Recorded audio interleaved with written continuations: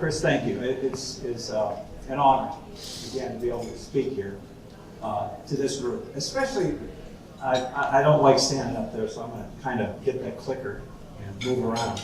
Especially a group of non-superintendents. There's nothing wrong with superintendents, but I like talking to golfers. I graduated from Washington State University in 1975, go Cougs, and been in the golf industry since then.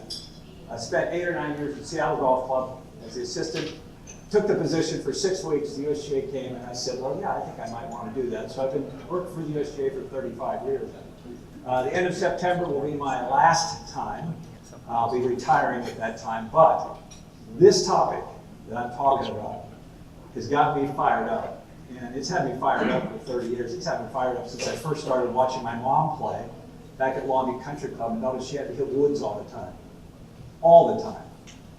My dad got to hit short irons in the greens. And I always thought, well, that's strange. Then I went on to Broadmoor and I saw the same thing. I went to Seattle Golf Club and saw the same thing. And in 35 years, I see the same thing. When I go on visits to golf courses, it doesn't matter if it's public, private, everyone was the same thing. I talk to superintendents, they confirm that there's a lot of golfers, males, that can reach greens in regulation with all sorts of clubs, but not the women. Or if they do, they're hitting low trajectory shots. Well, what's happening now over the last few years, it isn't just the women anymore. This is not a gender issue anymore. The older guys are getting a little older, and their swing speeds are slowing down. And now they're hitting the low trajectory shots. And so what I'm going to share with you is something that I call the power of forward tees. And let's see, is that on there? Sure this is on. Whoops, sorry. If anything else, three takeaway points on this conversation. In my opinion, the 3 biggest issues facing the game: pace of play, player enjoyment, economic sustainability. And what I'm going to talk about hits them all. And you'd think forward tees hits them all. I think by the time we're done, I may prove that point to a few of you. And as soon as it comes up, we'll get started. It's been exciting because I wrote an article titled Move Forward, Not Back 20 years ago, and really used the information from Alice Dye, who had an anecdotal understanding of the difference between male and female players. Now it's not anecdotal. What I'm going to share with you is information and data from both the USGA and the PGA on swing speeds and how far players hit golf balls based on handicap. And as you watch this, the average female in the US and probably North America is a 25 handicap with a 60-mile-an-hour swing speed. The average male is a 14 handicap with a swing speed between 81 to 90. So before we get started, how many people in this room know what your swing speed is? And this room is more hands have gone up than any group I've ever talked to. Talked to superintendents, talked to other groups, nobody knows what the swing speed is. Hopefully this will inspire y'all, go back to your club and say, I need to find out what my swing speed is. So, I got really excited about this last, that was about a week ago, I think. Let's see here. I got to turn this thing on. That always helps. There we go. All right, this came out. Have y'all seen this? It's American Society of Golf Course Architects, and they did a questionnaire. Now, this is the second year they've done it. How important would golfers find the following amenities? GM show a marked increase in requests for forward tees. As you look at that, look at 2018.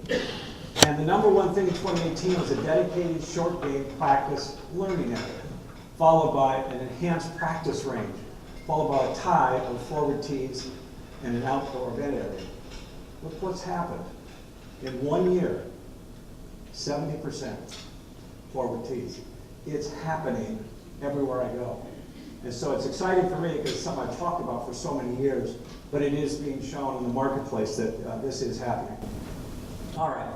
It's been a problem a lot longer than maybe we all realize. This is an article written by a lady named Alexa Sterling. Alexa Sterling was a U.S. Women's Amateur Champion back in the 20s, in the teens, great player. And she wrote an article. This comes from the USGA Museum. Women handicapped by men's courses. Dead spot on. I saw this last year and I just about jumped for joy. Took a picture of it. And then they had this article, and it talks about it. Look at the date on that, folks. 101 years, 2 years ago, it's been talked about, and it still continues. Top amateurs in 10s and 20s, and she knew it, she saw it. The trajectories into greens are different. The ball flights are different. The greens are built, in some cases, with bunkers in front. How do you stop, anybody know how to stop a 3-wood into a green with a bunker in front of it? Can't do it. They're not built for all play skill sets. They're built for more enhanced players. So where did red tees start? I didn't know this. It started at Shinnecock. And saw that and said they had colored flags marking the holes of 2 separate courses are often credited as the inspiration for the use of red tees to denote forward tees. And it describes that whole deal. So it came the original idea of red tees. I'll tell you right now, I'm going to say it more than once. I hate red color. No offense to anyone wearing red in here. But the one thing, if you could just do this, get rid of the red on your tees. It's amazing what happens. We did it where I live at Canterwood. It's amazing. The old guys moved up, and it's always the guys. Because we all know, God, I'm going to say this publicly, we all know, as far as golf is concerned, the big egos are with the guys, especially the older guys. Especially the older guys that used to be good, have lost their swing speed, and if that red's there, they won't move. We've got to address that issue. All right, so the big 3 complaints about golf, in my opinion, it's too slow, takes too much time. It's too hard. It costs too much, or we aren't attracting or retaining enough players. We aren't bringing kids in on the front end. We aren't retaining the older folks on the back end. I think those 3 deals are facing the game. They are pace of play, player enjoyment, economic sustainability. And the answer for all of these, in my opinion, is forward tees. Properly placed forward tees to give all skill levels a good experience. Think about this. If you started a business from scratch and wanted to be successful, well, let's make sure that in our model here, that half of the population is going to try it once and then quit. I don't think that's what you do. You try to encompass everybody as options. And what I'm talking about here is not just for female players. This is for everybody. And the only players that most of your clubs, in fact, probably all your clubs right now, that don't have the option of playing a combination tee, forward tee player. The person with a 60-mile-an-hour swing speed. They don't have that capability. They can't move back. All the players have swing speed, can go anywhere they want. But this huge group can't. We come back to the conversation about Vancouver Parks, visited both their courses. Both of them were way too long, and go and use this tool for that. Every single course I visited is the same problem. It goes back 101 years, and it's starting to get fixed. It's not fixed yet, but they're starting to get it. This is over at Upland on Vancouver Island. And one of the things they did is got rid of red. And all of a sudden, everybody moved. It's not a shocker. But what I noticed there was some of these guys in their 70s and 80s that lost their swing speed moved right up. There was a lot of forward play on these new forward tees. That's what we have to do, in my opinion. So, everyone in the audience, I won't have you raise your hands or anything, but just answer this question. When you're 140 yards of green, what do you hit into the green? 8-iron, 9-iron, 7-iron, 6-iron. Okay? Something like that. Next time you're on play, take every club in the bag above what you hit 140 yards.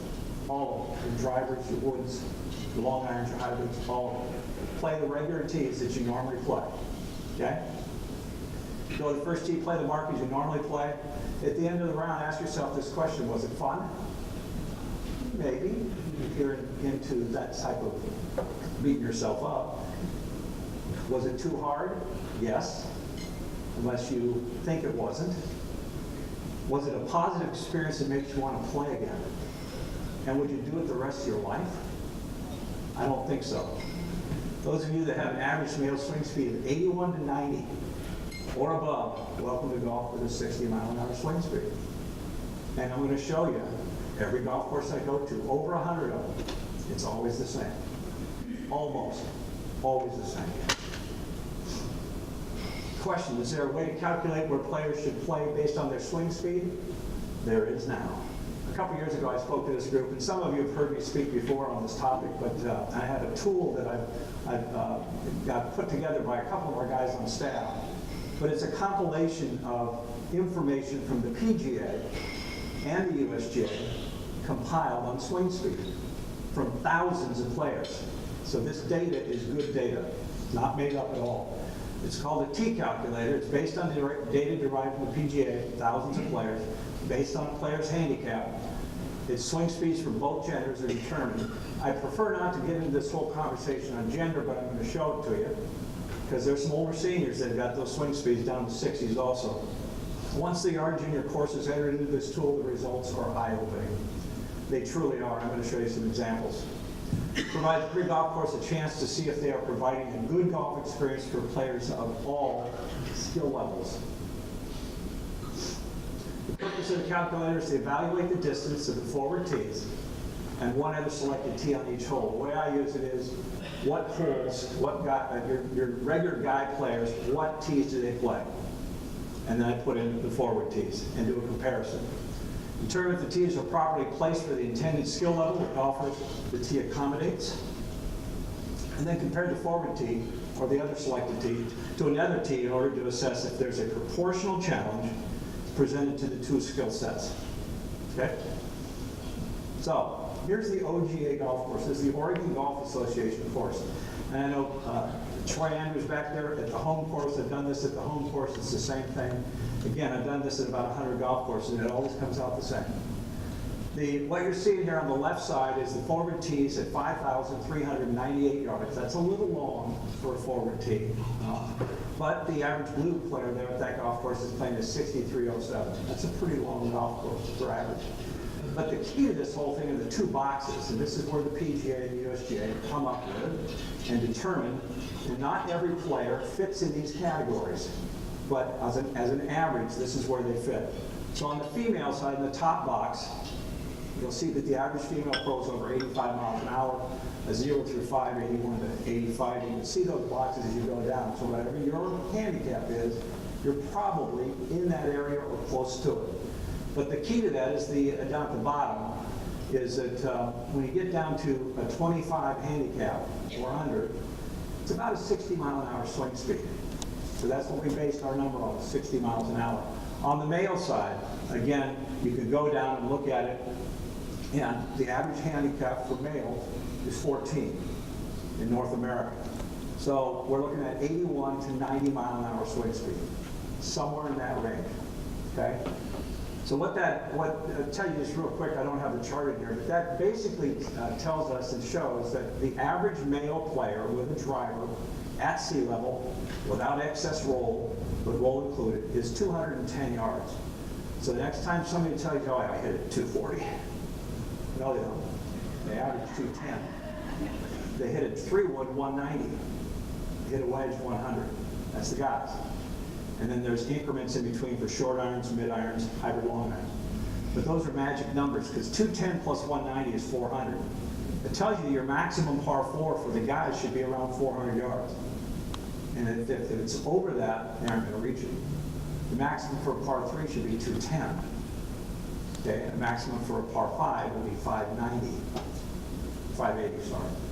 So, no, 590, that's right. So, that's the guys. Now on the female side, they hit it 140. They hit a 3-wood 120. They hit a wedge 60. This is the average female player. Length on a par 3 should not be over 140. Hitting a driver.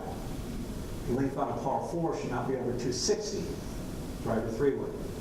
And the length on a par 5 should not be over 380. 3-wood, 3-wood. Okay? So that's the premise of this whole deal. So here we go. I hit this little magic button and up it comes. Now I go to the right side first. The clubs listed in these columns represent the club needed to reach the green given the current yardage and selected player handicap and swing speed. Well, look at that. The average male player with a handicap of 14 and swing speed of 81 to 90 has everywhere from a wedge to a fairway wood plus. A fairway wood plus means they're not reaching the green in regulation, or they're having to hit a driver on a par 3. Okay? And this chart right there pretty much covers just about probably every golf course in this room. I can't say everyone because I know there's a few that aren't even close. Seymour's a good example. Would be an example where they finished their back 9 last year and they pretty much dead on the distances they need. Their front side is a disaster, but they got the back side done. And there's a few courses that are starting to pick up on it. I'm sorry? That's right. I know. Front side is a disaster. Now, you want a real disaster? Look at the other side. Average female player with a handicap of 25 and a swing speed of 60. Where's the wedges? Where's the fairway woods that don't have a plus? Well, wait a minute. Number 3, par 3. Number 6, par 3. Number 8, par 3. Number 13, par 3. And number 17, par 3. That is a trend I've seen at every single golf course I go to. Usually, not always, it's the par 3s that are reachable with a fairway wood or a driver. Seldom is it a wedge. Seldom. You don't see a par 3 at 60 yards. But you look at those two and you say, my goodness, this is not right. They're not balanced at all. So I want to show you a different way to look at it. Here's a pie chart. And 83% of the players at that golf course are not going to reach the green in regulation or have to hit a driver. 83%.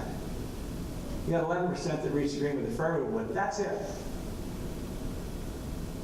6%, I guess they got a mid-iron in there. Sorry, I missed one. All right, so, but nothing with a short iron, nothing with a wedge. The males on this golf course are a different looking piece of pie. They got good broad cross section, all the clubs in the bag, only 11% with a short of the green in regulation or have to hit a driver. But that's the way it should look on a golf course for all players, to have that option if they want to. Okay, now, I will say one thing. I've already gotten in trouble. I am not a course rater. I am not a rules guy. All I know is this is what we need to do to the game. I've gotten nailed by some USGA folks back in Golf House. What are you spouting out there? I said, I'm spouting out there, pace of play, fun, and keeping people in the game. You guys figure out the rating. That's your job, not mine. All I can tell you is that's wrong. You got 89% reach the green on this golf course. 11% reach the green with a fairway wood, 17 with a short iron wedge, 63% with a hybrid mid-iron.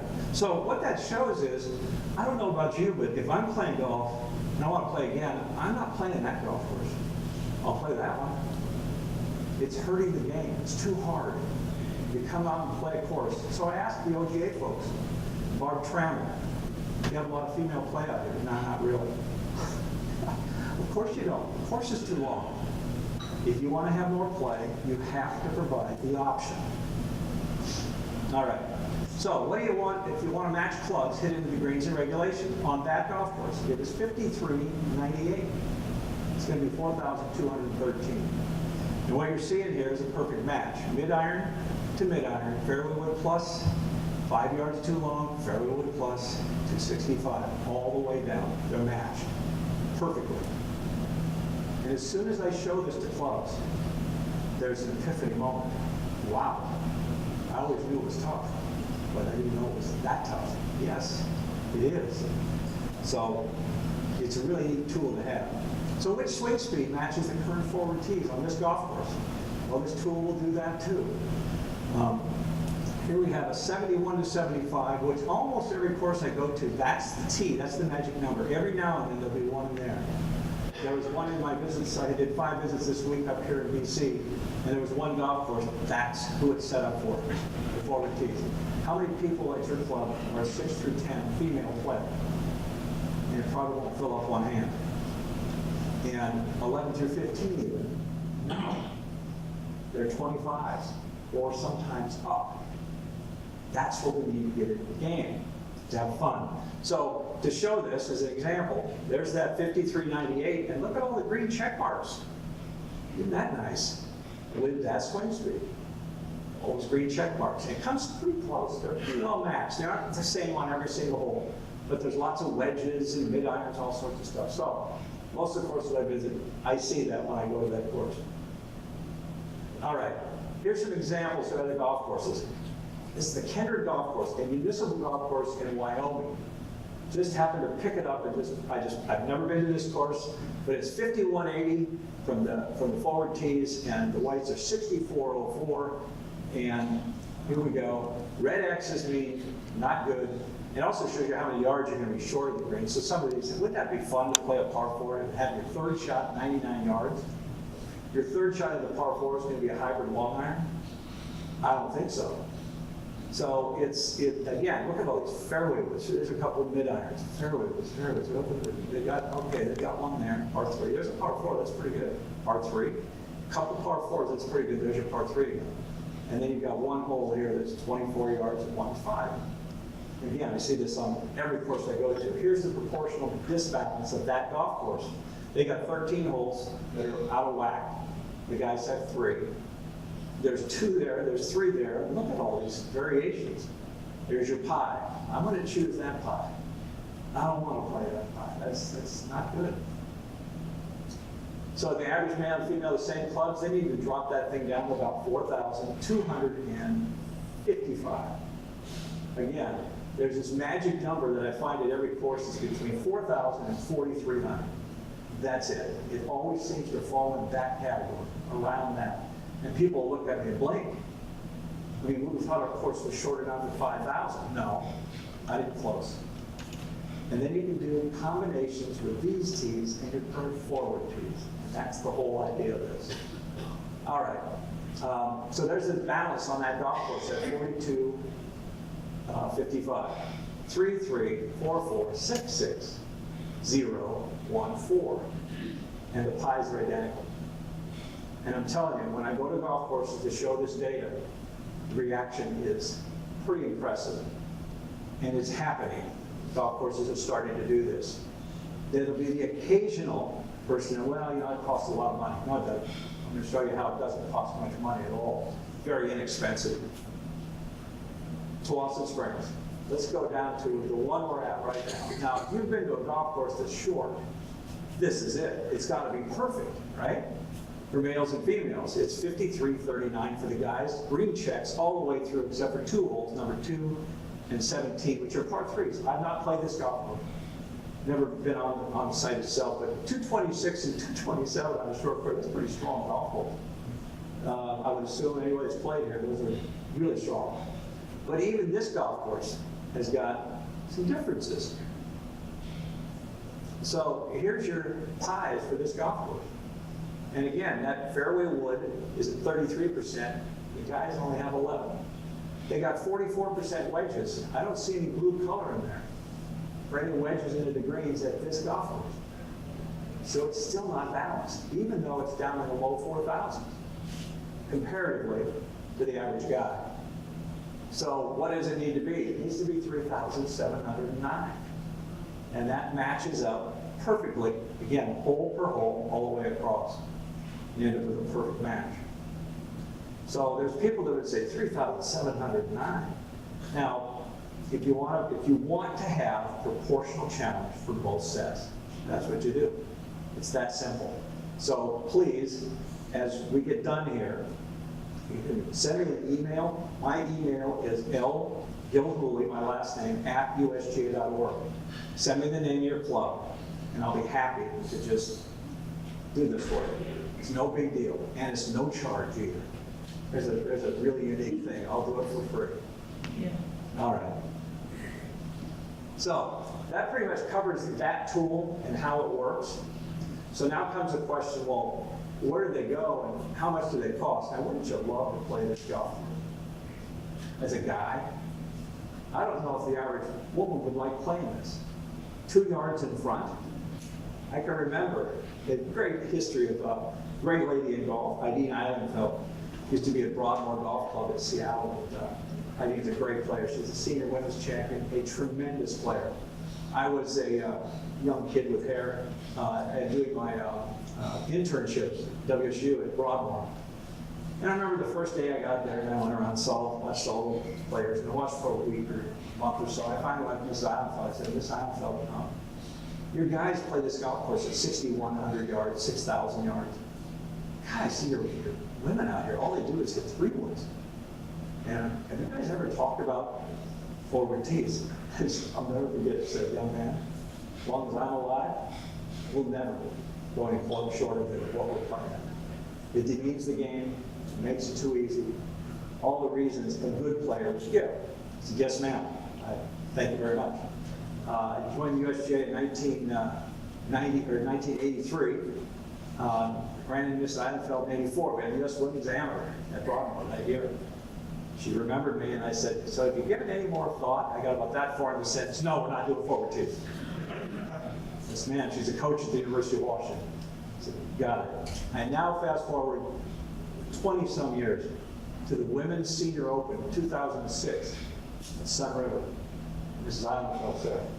And she remembered me, and I remembered her, and she buys me a cup of coffee, and she sat down, and here it came. I just want to let you know you're right. I'm right. I've never been right about anything. What would I write about? On those forward tees. I said, really? She goes, yeah, and here it came. I don't hit the ball as far as I used to, and I enjoy putting for birdies and pars. It's a personal thing. And I find that problem a lot with low-digit players, guys and women, both cross-gender. They don't have the capability to step out and look at the golf course for all skill sets. And right now we have a glaring hole for the slower swing speed skill sets, whether it be the average woman player or the aging senior or the kids. We've got to bring them in, and I think this is the way to do it. So, how do they do it, and where do they go, and all that? So the basics of forward tee construction is you keep them low and make them flow. This is San Francisco Golf Club. I've had people say, well, yeah, you put those on. Put those at Vancouver municipal courses, but they're not going to be at Capilano or San Francisco Golf Club. Well, yeah, they are. They're at the top clubs that I visit. And there's more and more of them going in. But you don't make them high. You keep them low. You put them on the fairways, and you let the fairway run them all. There's no cost if the soil's the same. It's no cost at all. So San Francisco Golf Club's got about 3 or 4 of these. There's the Seattle Golf Club, Eugene Country Club. There's a bunch of them. And if you're at a private club and you want them to be less offensive, you take a slot cutter, you strip the existing fairway grass, you build it up a little bit, make it flat, put it down, and you're done. That's it. Be wise with the size. I hate what I call pop-up or pimple tees. They are an insult to the players. Whether they're forward, back, or I see it in the front all the time. No, they don't do this.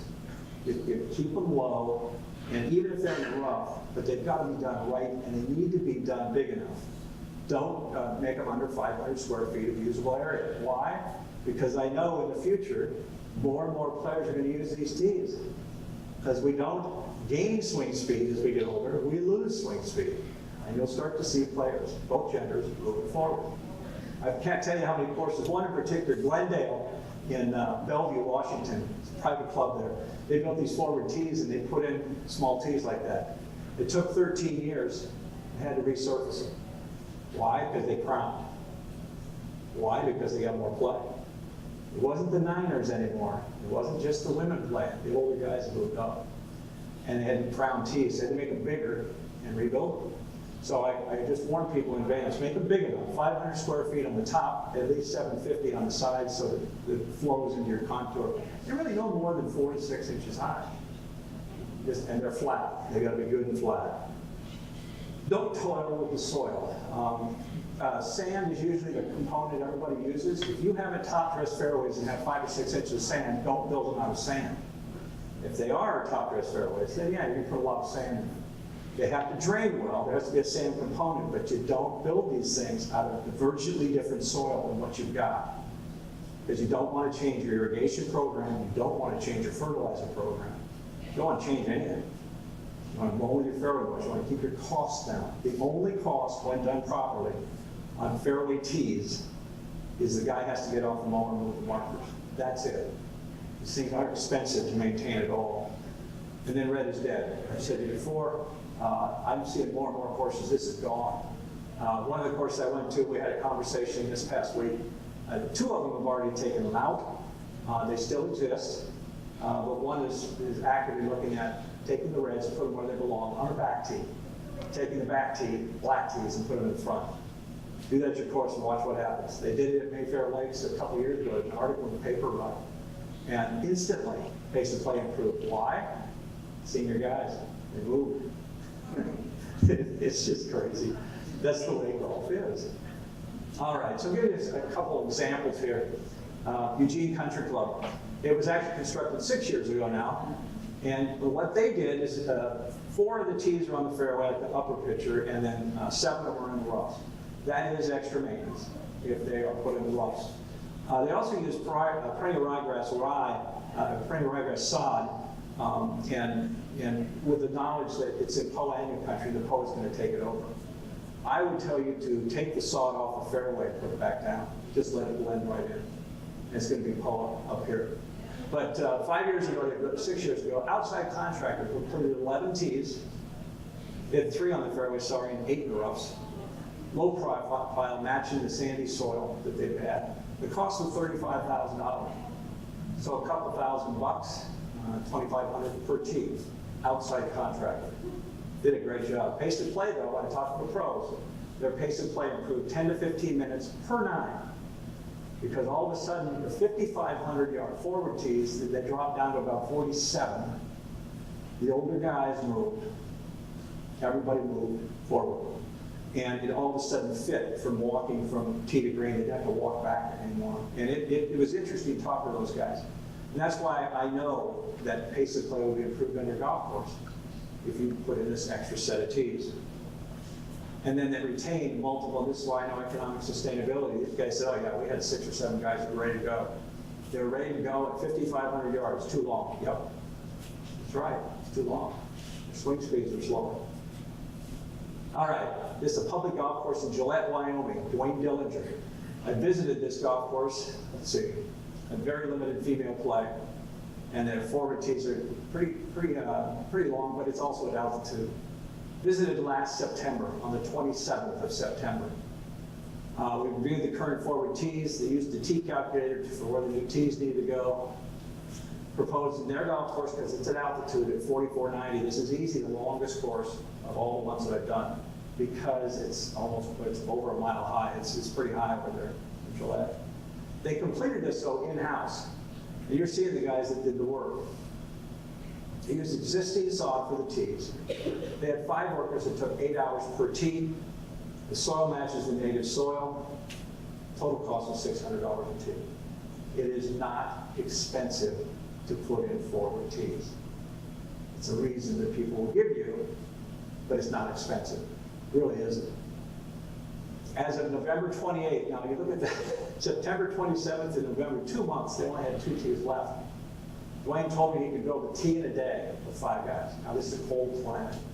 Yeah, it can't compare it up here, but it can be done in-house.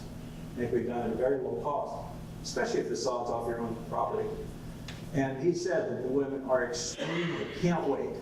They're going to do something at this course that I've never heard of. And if you've ever been to Wyoming, it's kind of out in the middle of nowhere. I mean, it's way out there. And they're sending out flyers to every town within 100 miles, which is not a lot of towns, and send this flyer out saying, come and play the new Gillette golf course, forward tees. And they're so fired up to show this off. It's the right thing to do from a business perspective. So it's pretty neat. All right. This is a municipal golf course in Idaho, Pinecrest. Look at how beautiful that blends in. That's what I'm talking about. It just blends seamlessly in. But it was done, there were 14 forward tees added, outside contractor. It did it in 2 weeks. It only cost $20,000. So we're talking about $1,500 or so. Not that much. Outside sod used, and in their case, they have a lot of bluegrass sod, and this sod blended in really well with their golf course. But they had 500 square feet, 750 square foot total. Their sandy loam soil matches the surrounding area. They reported instantly all the old scenery went right up along the wall lake.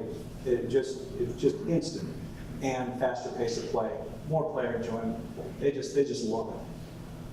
So you have enough of these and you start getting a little bit more excited about it, especially for someone that wrote about this 20 years ago and is Jim Urbina is the architect over Marine Drive. I was with on Wednesday.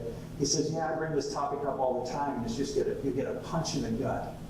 And I said, the punch in the gut doesn't exist anymore. Maybe a little tap in the arm, but it's happening. And he's seeing it too all over the United States. This is Woodburn Estates. It's a senior public, it's a private / open to the public, but it's the senior golf course in Woodburn, Oregon.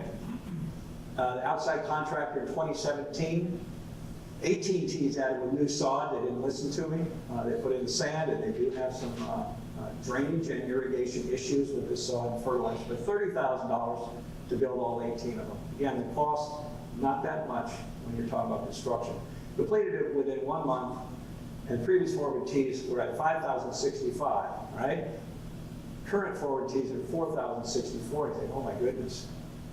Well, the main back tees are like $5,500 on this course. It's a senior course. So the guys loved it. Well, all of a sudden, when they put these in, the reception was mixed, so the head pro came up with the following. And this is how do we get the aging seniors, males, to move up to the appropriate tee? I love this guy's idea. I think it's a phenomenal idea. He called it the swing speed shuffle. Now, he didn't call it because it was a senior group and they shuffle around. It was all the players, and he offered this tournament. Now, I apologize, I'm going to read this. You can't see the back. Here's some information about the swing speed shuffle we had for our members. I set this event up so anyone who wants to play can or will qualify. 1, they had to have their swing speed checked by the pro shop. 2, they had to play from the recommended yardage their swing speed indicates. And that's when a lot of the folks said, I'm not playing this, according to the pro. And so he did something I thought was magnificent. There was plenty of grumbling, first introduced, plenty of resistance, lots of anger, and enough emotion for those being asked to participate to last the rest of the year. Knowing their reluctance to play it, I decided to add $200 to the prize, trying to entice the negative people to play, which helped increase the number of players. The total prize fund was $550 after other members contributed in a $5 entry fee. This event has opened the conversation of playing it forward. This is how they got them to start moving. A much gentler way with the members. We had 4 sets of tees to play from. They went beyond even anything I said. They went to another set, an orange tee of 3,800 yards. They went to their new forward tees, which they still haven't changed the red color. I keep telling them, get rid of the red. They haven't done it yet. Not everybody listens. Gold tee at 5,036, and finally the white tees at 5,398. All right. So, several of the players were not happy about moving forward because of golfer ego. No one in this room has ever seen or experienced golfer ego.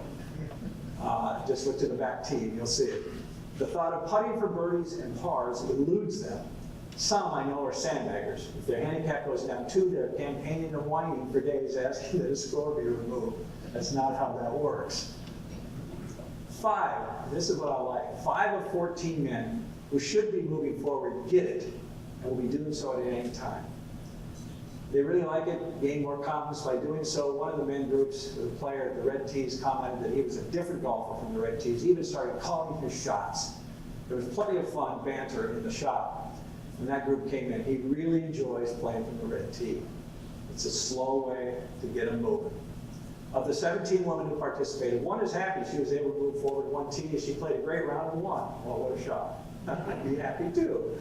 Another of the women moved forward 1 tee and commented she had the best score of the year during this event. Some are already moving forward and had a fun time. You see the word fun in there. There are still a few who refuse to move forward and use the handicap scapegoat as a reason because it will come down. If rated properly, it won't.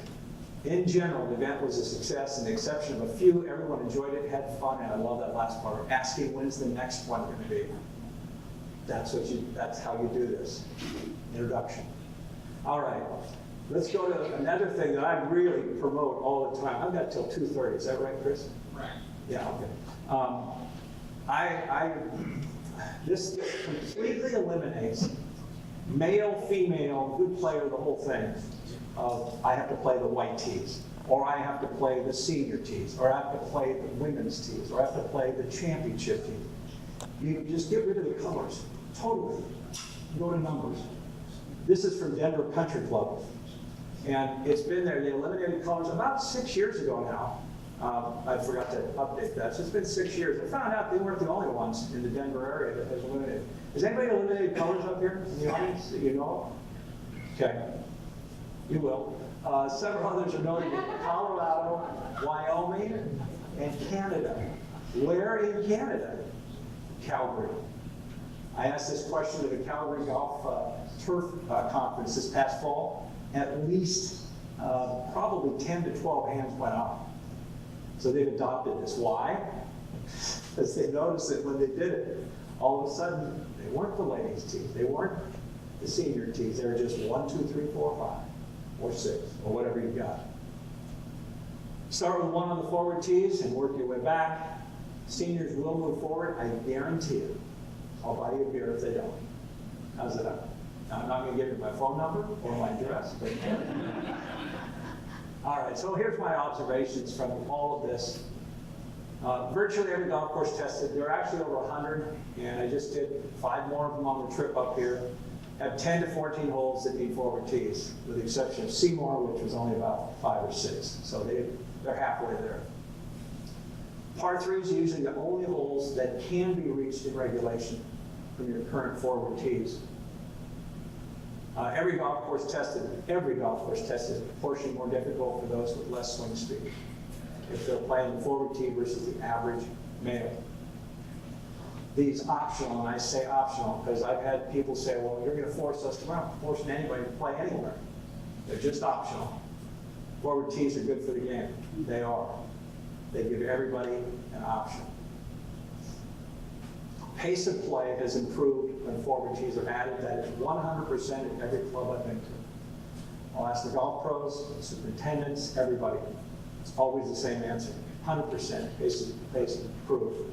Because as you add this extra set, the guys that refuse to play the ladies' tees all of a sudden move to what were the former forward tees. I give you Canterwood Golf and Pension Club. If anybody's watching this from Canterwood, they know who they are. They told me 10 years ago, before we added some of our forward tees, I will never play the ladies' tees at Canterwood. And I said, well, I think you will, but it's your choice. What do you? No, not going to happen.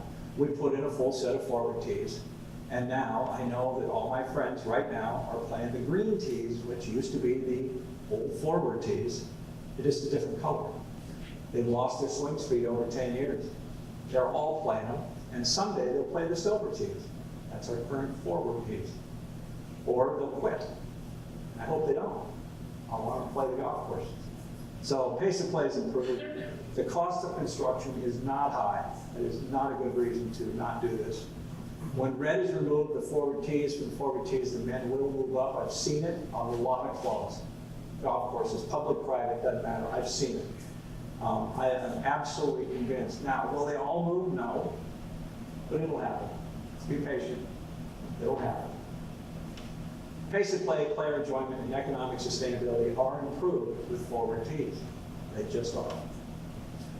Courses tested in the last year, and then I'm starting this year, I had 52 privates and 38 public resorts. The average forward tee distance in Canada, which would be Alberta and British Columbia, was 52.25. 23 courses tested in Colorado, higher altitude, about 5,400. There are 7 courses there. In Washington, it's 52.51, 20 courses in Oregon, 52.85, 15 courses in Hawaii. Somebody has to go there. No. 52.89, 13 courses. So the average overall is about 52.72. Pretty long by the numbers that I showed you. The observations, the par 3s were okay at every club. They seemed to be okay. There might be one off. They weren't, though, matching, but they were reachable. Seemed to be pretty much a trend. Every club that not added forward tees averages around 1,000 yards too long. 800, 1,200, somewhere in that range. Pretty consistent. The elimination of red in all colors moves players forward. 19 of the 90 courses have added a complete set of forward tees in the last 5 years. I think that's pretty cool. It's about getting close to 25%. And it's continuing. And as you can see from that first slide I showed about the golf course architects, it's happening. And that's being reported in the industry also. 66% of the courses visited have addressed forward tees at some level. They've either added a forward tee on a hole or two, Maybe they've added them on half the holes. Some cases they've just put markers on the fairways to see how it works. I do not recommend that those markers stay there. If you want players to play true forward tees, they have to be built. The players have to be told these are just as important as regular tees, and they are. In my opinion, the century-old mistake holds the key to our game. That's a bold comment, but it's so simple, and it's all there right in front of us. Is if we just add these forward tees, we will get more women in this game. There's no question in my mind. I don't get fired up about it anymore. I just know it's going to happen because we're all going to swing to it. And we all want to keep playing. And the only group that we're missing in this whole discussion is the kids. We need to get them in the game with more fun right out of the chute, and then they're going that way with swing speed. Everybody else is going that way. So it's a combination of both shorter players with less swing speed, male and female, and the kids. So it's very important. So I'm going to leave with this. The power forward tees exist, especially when it's added to the GPS tracker usage. I talked about this 2 years ago. We've been working on it. Finally, it's come out. The GPS tracker visit is available from USGA. If you're interested in this, just write this guy's name down right now. S and then M-I-N-G-A-Y, Mingay, at USGA.org. He's the contact person. And what this is the USGA sends you about 235 trackers that you put in your pocket, about that size. You put them in your players' pockets, not in their cart, not in their push cart, in their pocket. They play the golf course. And it gives you a heat map of where your players are going. And so you can see where your players are going on your golf course, but more important, you can see where they're not going. And all of a sudden it changes the whole way you maintain a golf course. You can break this thing down into male, female. You can break it down into cart riders, walkers. You can break it down by handicap. The cost is $899 for a year. The superintendent gets this computer screen that's incredible on his deal for the whole year. And he gets to listen to me talk to him for an hour if he wants me to help him get through this deal. But it's really neat data that it produces. It's really good for forward tees. So you got these little deals, you stick them in there, and they track the players. And that's what it looks like. Now this is at the OGA course, hole number 9. And what you can see there is all the players. And this is obviously the regular tee, and then there's the seniors and the women, and all the players are playing there. This would be the probably first shot landing zone, and a lot of activity in that bunker, not much in that one. As you get to a red color, that's a lot of activity. Green is pretty good activity, a little bit less, and then as you get out here into the sides, you wonder what in the heck is going on with these people, what they're doing. I don't quite understand. And that person went to their house and got a six-pack and went back. Or did something else I don't want to talk about. But anyway, so there's a second shot landing zone. There's some pretty good activity back here, but there's really good activity there. And then the third shot. This is a par 5, short par 5. Okay, so here's your average guy playing this golf course, playing from that tee. Hits at 210, right in the middle of all this. Hits at 181, right in the middle of all that, and has 85 yards to the green. And we talked about this already. The average player hits at 210 off the tee, 190, and then at 85 yards is going to hit a wedge. So this is a driver 3-wood wedge. I asked the pro, what are they hitting? He said driver 3-wood wedge. Okay, it shows it. The data shows it, backs it up. Okay, now we're going to add and take out all the guys. We're going to put in the women players, average women players. So now we're taking it off the forward tee. Not a lot of play there, but there's some. 140 yards, and pretty much you're seeing a pretty good mix right in here, but there's some back there, there's some back there, some up there. So 141. 129 into this combined with that. Then we're seeing a little bit up there, but really more. So there, then their third shot's hitting up in here, 70 yards in. So they're getting driver, 140, 3-wood, 120, 3-wood, 120, 70 yards would be a short iron for the average player at that level. Short iron's an 8-iron, 9-iron. Par 5. The guys are hitting driver, 3-wood wedge. The women are hitting driver, 3-wood, 3-wood, short iron. It's not proportionally challenged. It's off.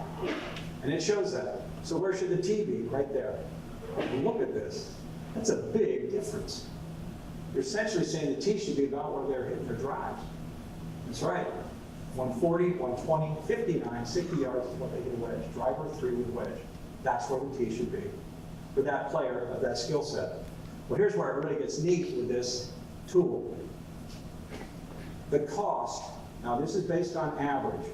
The United States average cost of maintenance is what this is showing. So the cost over here for this fairway is $15,329, about 2.5 acres, as it's currently maintained. Now, we talked about a tee going right there, right? If you put that tee there, you can change the shape of the fairway rather dramatically to the savings of about $2,000 and some dollars.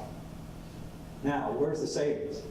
The savings is not in labor. The labor gets transferred to where the players are playing.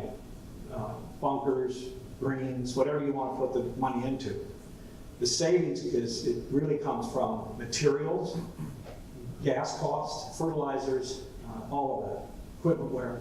That's where the money is really saved. So it says $2,000 some dollars, but most of it's labor cost, but that labor gets transferred. So the point of this thing is that you can suddenly go on a golf course and look at this and say, gee, why do we start these fairways this far back? We should be moving forward. Well, they're started that far back because your current forward tees, player can't hit the ball far enough to get on the fairway. Okay, now we put the new tee out, 80 yards. You just change that 80 yards into rough. The players that are playing the current forward tees can't reach the fairway anymore. It's because you're on the wrong tees, man. You should be on these tees. The seniors that are back here say, I can't reach the fairway anymore. That's because you're on the wrong tee, sir. You should be at this tee. And it's a really nice, subtle way to get everybody up and more fun. So that's a neat way to use that tool. I really like that tool. So I have to have time for questions. So I've got about 10 minutes or so here, 7 or 8 minutes. Any questions on anything? I'm sorry? S. Mingay, M-I-N-G-A-Y, at USGA.org. We have a 2-page, if you send me an email, I can send you the 2-page deal that describes the program and how it works. And it's pretty neat, pretty exciting. I wish I could stay around for another year and really get involved in it, but I'll only be doing it until September. So, any other questions? Yes, sir. I recall talking to a lady a few years back who had similar concern you're saying, but she and her friends from Dodo, of course, they're looking for an appropriate set of keys and that if it was stuck some blocks or somebody, then okay, we'll do that. Her concern was whether or not a golf course, the way it was designed, to be able to maintain it. Like the designer puts right. hazards in places, right. or sorry, penalty areas, yep. places for people to have to overcome. Yep. And if you're going to adjust these tee boxes, yep. what happens to that? And I guess that's where your course rating would come in. But absolutely, course rating would be involved. But I would say to that is that this group of players, I don't think we need to have them forced to carry right. a water feature or forced to carry a bunker. Usually, as we go around the golf course, and you should do this with a golf course architect, especially if it's their golf course. Yes. They need to be involved. But you can do this on your own. It needs to be, if you have a cart path system, they need to stay near the cart paths. Mm-hmm. But sometimes the angles don't work. So that can be a problem. But in answer to your question, in most cases, you're trying to avoid the hazards for the players at this skill set. And then you go from there. Yeah. Yes, sir. The height of the, you said 4 to 6 inches. 4 to 6 inches. Is that enough to sort of, like, when I see these tees, I would never play, not because of what they, not because of ego, because they just don't seem that well maintained. So, they'll be. Listen in the middle of a fairway. And so, but that you want to keep that low profile, isn't that important? That's yes. why only 4 to 6 inches. Yes. Just from a maintenance perspective. Yes, and they are well maintained. They're fairways. Yes. They're very good condition. So they will be. Are they better than the fairways? Is that what you want to do? No, they'll be the same. They're the same. Yeah, now the guys might throw a little fertilizer on them if they get divoted. But my experience is, as I've gone around from one year to the next, I remember Wailua Golf Course over on Kauai has this markers they put up. And the first year, hardly anybody used them. And the second year, oh my, the divots all over. It's catching on. They have to build these tees now because it's really taken off. But no, in answer to your question, you will play those tees someday. And the 4 to 6 is it just fits. The higher you go, then the bigger you have to make your shelves off the side, or you have to end up with mowing them different. That's labor. And I don't want any extra labor. Just move the markers, that's it. I've had people say, well, gee, you put them 100 yards out on a fairway, and now it's in play for the guys in the back. Well, you move a marker. You're playing it off the fairway still. It's not on a tee. It is, but it isn't. Don't get relief. Just play it off that fairway. Is 500 square feet enough? Would you rather see it slightly bigger? I'd always like to see them bigger, but I think 500 is enough. What I've seen, you can maybe go to 1,000 if you wanted to, but that's getting up there. Yeah. And then you're going to find topography is different, and that gets to where they put the tees. You'll have holes that are sloped and everything. You can't do it. There's like at Fraser View, there's some tees there now. You can't do it. Like Garrett, same thing. It's a flat course, but you can't do it. Seymour, there's all of these courses that have topography. Sometimes you can't. You have to build the tee then. Have you ever thought about the idea of having more, if there's some courses that have par sixes? Do you think that's another, in my mind, you can't deal with the sloping, or should we make a par 6? The second slide that I had that had the suggested pars, Alexis Sterling is a par 6. Okay. It's up there. I'm not going to go there. I'm just not going to par 6s, but I have seen a 700-yard par 5 over in Idaho for guys. That was pretty long. All right, listen, thank you so much. I really appreciate it.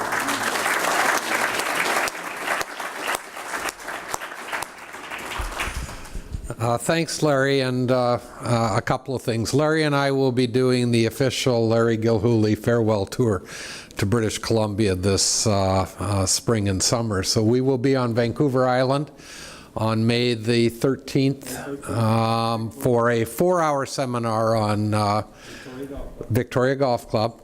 We will be at Beech Grove on June the 24th. 1 o'clock in the afternoon, and it'll be a 4-hour session where we'll talk about forward tees. And we will be in Kelowna sometime in August. We haven't set a date yet, but you can watch for that information coming out. Also, yeah, go ahead. Just on that, if you happen to attend those, bring your scorecards or email me in advance so I can have your course already done. And I'll do your golf course for you so that you have data there that we can show various golf courses. I know we'll do Beech Grove because they're hosting, and then we'll do Victoria because they're hosting, and then Kelowna. So. Okay. Chris, are you going to come to the Coopies at all? Ever to do anything like this? Yeah. We may not have Larry, but we do plan to get out there. And I'm not one to ever contradict you. However, I do have a call on Tuesday with the USGA. We are talking about British Columbia Golf being the organization that will work with the USGA on the GPS trackers, and it'll be done through us. So I have that conversation coming up this week. I really believe in what the USGA is doing. Their challenge statement, and I think it's important that everybody understand what that is. Their goal by the year 2025 is to increase the enjoyment of the game by 20% while decreasing the inputs into the game or the cost of the game by 20%. That's a big challenge statement to make.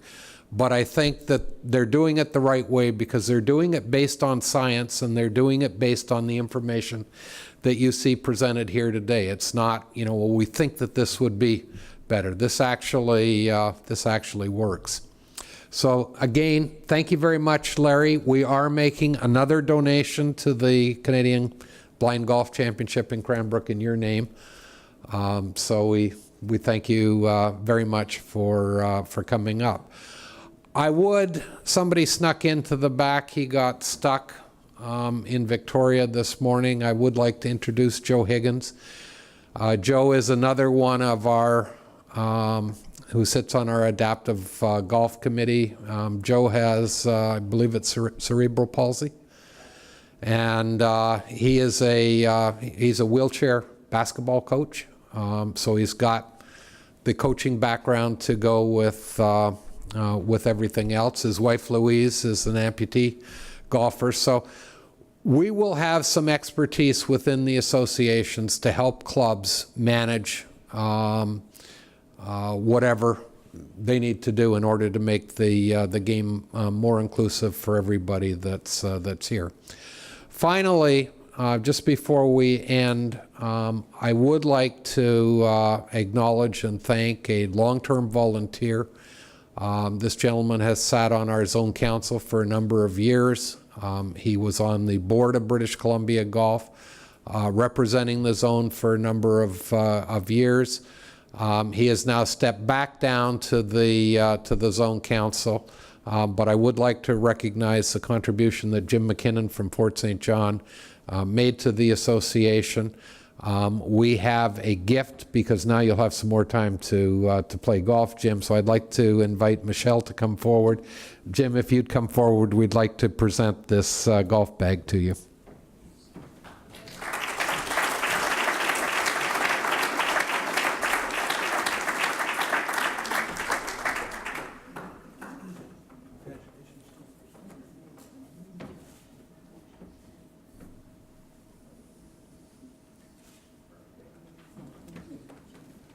British Columbia Golf has also commissioned a Haida artist from Haida Gwaii who happens to be a 3 handicap to develop some unique championship medals that we will be presenting at all of our championships this year.